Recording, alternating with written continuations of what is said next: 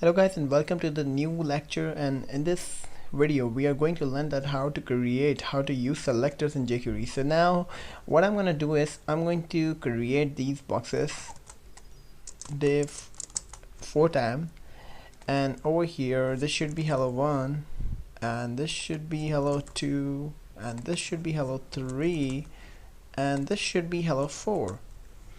Correct. So what does selectors mean? I'm going to the style right over here. As you can see that they are showing in the center. So I'm going to the index.js. Right inside, right after the box, I'm going to write the colon and I'm going to select the div. I'm going to select the box which I want to hide or toggle whatever I want, right?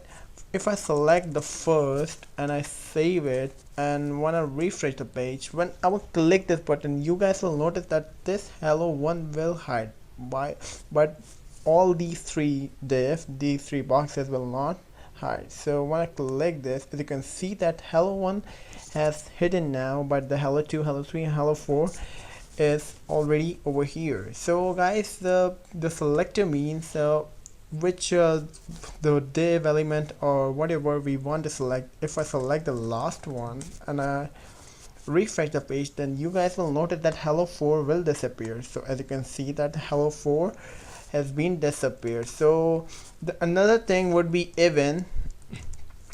It will select all the div which has the even value, means that 2 or 4 will be disappeared. So as you can see that even has shown right over here. So when I select the aught, then 2 or 4 will disappear and 1 and 3 will be shown over here. As you can see, hello1 and hello3 are over here. So guys, this is how we use selectors in the jQuery file.